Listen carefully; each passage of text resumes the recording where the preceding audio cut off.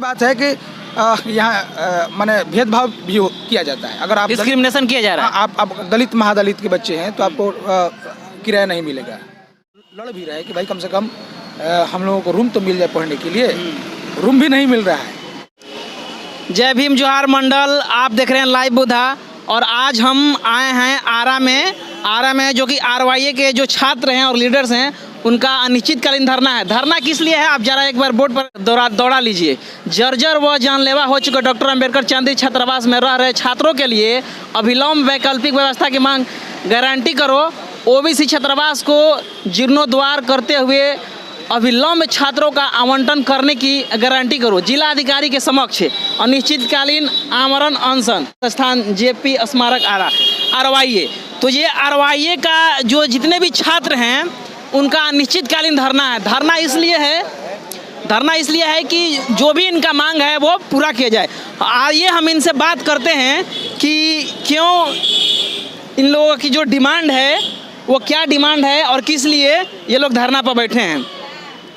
जी क्या नाम पड़ेगा जी बताइए। मेरा नाम शिव प्रकाश रंजन। काहेला धरना पर बैठे हैं आप लोग? कल से ही ये अनिश्चितकालीन अनशन है, धरना नहीं है, अनशन है। अनशन है, आमरण अनशन है। जी यहाँ आरा रेलवे स्टेशन के बगल में जी एक चांदी छात्रावास है जी, अम्बेडकर कल्याण छात्रावास है। 1990 में जी सरकार के अभियंता, सरकार के जो इंजीनियर है उसको जर्जर घोषित कर दिया और कहा कि ये रहने लायक नहीं है जी।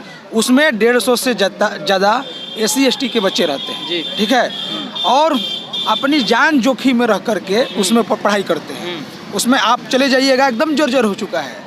नीचे वाले जितने रूम हैं नीचे फ्लोर में वो एकदम अंधेरा रूम है, उसमें रोशनी दिन में रोशनी नहीं पहुंचती है। एकमात्र बाथरूम है जिसमें सुबह 3 बजे से लड़के जो हैं वो लाइन लगाते हैं बाथरूम जाने के। किसी तरह से एडजस्ट हो जाते हैं माने किसी तरह से, चूँकि उनकी हैसियत आरा में प्राइवेट डेरा लेने की नहीं है और पढ़ना है, इसीलिए वो उसमें रहने के लिए मजबूर हैं। हम लोग कई बार DM से, यहाँ के अधिकारी से, सरकार से हम लोगों ने मांग किया कि ये जो चांदी छात्रावास है इसमें 150 से ज़्यादा गरीब दलितों के बच्चे रहते हैं, इनके लिए कोई वैकल्पिक का व्यवस्था करिए, नहीं तो ये कहीं ढह जाएगा, किसी दिन ढह जाएगा और इसमें सैकड़ों दलित महादलित के बच्चों की जान चले जाएगी। अच्छा, आप जान जाइए कि बगल रेलवे लाइन है, बगल से जब ट्रेन गुजरती है वो पूरा बिल्डिंग हिलने लगता है, कंपन करने लगता है। तो वो स्थिति है।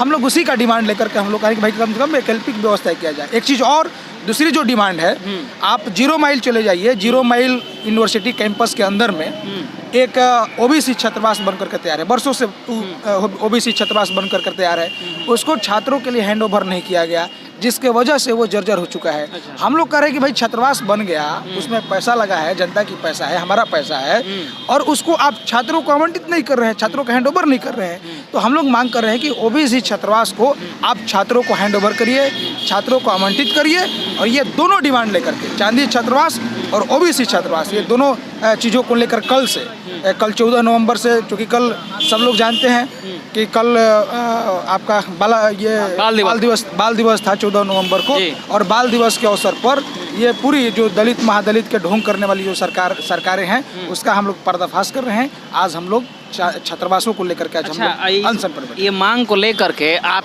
DM के पास, चाहे जो भी जो वरीय पदाधिकारी है, उनसे बात हुई है आप लोगों की? इस पर हम लोग ने एक सप्ताह पहले हम लोग ने यहाँ जिला अधिकारी को हम लोग ने ज्ञापन दिया है कि हम लोग अनशन पर ज्ञापन सौंपे हैं। हाँ, ज्ञापन सौंपे, हम लोग अनशन पर जा रहे हैं। उससे पहले हम लोग ने DM से मिला, DDC से मिला, DWO से मिला, SDO से मिला। DDC जा करके छात्रावास का जांच पड़ताल किए थे, विजिट किए थे यूनिवर्सिटी हॉस्टल का इन्वेस्टिगेशन। हाँ, और उन्होंने कहा कि नहीं ये तो इसमें तो रहने लायक नहीं है, हम छात्रों के लिए वैकल्पिक व्यवस्था करेंगे। तब तक जो DDC से उनका बदली हो गया। तो भाई आप जो है, आपका ध्यान छात्रावास के प्रति नहीं जा रहा है, छात्रावास के लिए आप कुछ सोच नहीं रहे हैं। विवश होकर के हम लोग ने एक सप्ताह पहले ज्ञापन दिया था कि हम लोग अनशन पर जा रहे हैं। आप चाहते तो छात्रों से मिल सकते थे। आप कल समझ लिए, कल से हम लोग भूख हड़ताल पर बैठे हैं। अभी तक किसी हमारे पदाधिकारी का कोई प्रशासन जो वरीय पदाधिकारी है आप लोगों को यहाँ मिलने आया है कि आप लोगों का क्या हाल चल है, खाना खाए कि नहीं खाए, आप लोगों का स्थिति क्या है? अभी तक जानने के लिए कोई नहीं आया है। एक चीज़ और, आप देख रहे हैं आरा के अंदर में आरा की स्थिति क्या है। हर रोज मर्डर हो रहा है, आरा सुरक्षित नहीं है। और इस असुरक्षा में हम यहाँ अनशन पर बैठे हुए हैं। इसका हम लोगों ने प्रशासन को सूचना किया। यहाँ के इस क्षेत्र के जो थाना प्रभारी हैं उनको हम लोग ने सूचना किया और कहा कि कम से कम यहाँ आप सुरक्षा की व्यवस्था करिए। रात में कोई अधिकारी, कोई पुलिस यहाँ तैनात नहीं रहती। हम लोग खुद जो है आयशा रवाई के जो लीडर हम लोग खुद इनके हमारे अनशनकारियों का किसी भी समय अनहोनी घटना हो सकती है, कोई गारंटी नहीं है, एकदम कोई गारंटी नहीं। अच्छा ये बात बताइए, बैठे हुए। अच्छा ये बताइए, अगर प्रशासन और जो वरीय पदाधिकारी है आप लोगों के बात नहीं मानेगा तो आप लोग क्या करेंगे? देखिए, आज हम लोग ने देखा है, कल के बाद हम रणनीति बनाएंगे। हम पूरे जिले भर में नाकाबंदी करेंगे। हम इस तरह से छोड़ेंगे नहीं। अगर हमारी बात अगर नहीं मानी जाती या प्रशासन हमसे आकर के बात नहीं करती है, वार्ता नहीं करती है, तो पूरे जिले भर में हम लोग नाकाबंदी करेंगे। पूरे जिले भर में हम लोग प्रदर्शन करेंगे, जिलों में हम सड़क जाम करेंगे। लेकिन ये हम लोग ऐसे बैठने वाले नहीं है। हमारा अनिश्चितकालीन भूख हड़ताल चल रहा है, इसी तरह से चलते रहेगा और पूरे जिले भर में भूख हड़ताल के समर्थन में हम लोग सड़कों पर उतरेंगे। जो बिल्डिंग जर्जर हुआ है अम्बेडकर छात्रावास और बनने में काफ़ी समय लगा है, इसका जिम्मेदारी किसको मानते हैं, सरकार को या प्रशासन को? दोनों है, दोनों जिम्मेवार है। सरकार, यहाँ के प्रशासन जिम्मेवार है, सरकार जिम्मेवार है।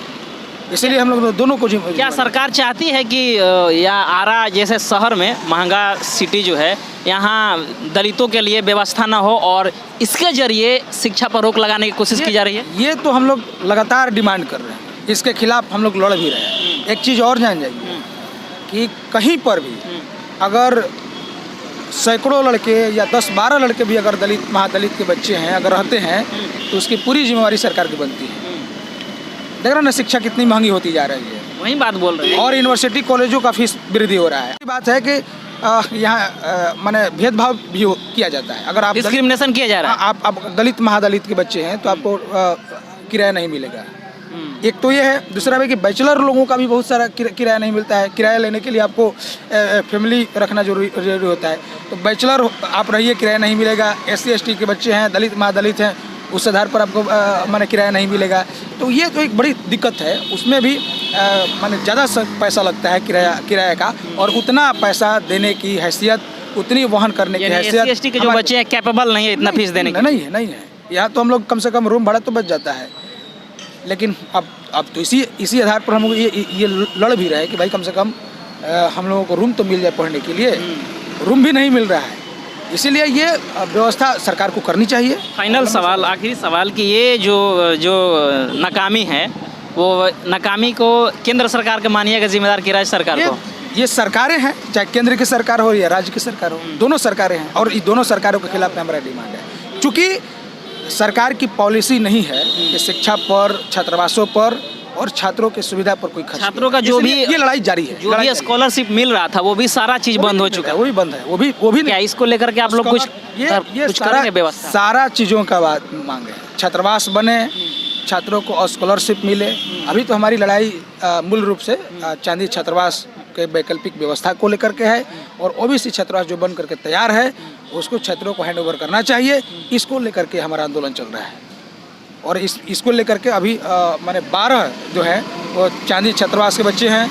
आयशा रवाई की लीडरशिप है, और पूरे छात्रावास आरा के अंदर में जो भी दलित महादलित स्टूडेंट हैं, OBC छात्र हैं, वो इस अनशन को समर्थन कर रहे हैं। पूरा जिला की जनता हमारे अनशन को समर्थन कर रही है। लोग आ रहे हैं, जा रहे हैं, समर्थन देते हुए जा रहे हैं। यहाँ कंटिन्यू लोग जो है सैकड़ों माने छात्र जो है वो टिके हुए हैं। यहाँ हम लोग डिगे।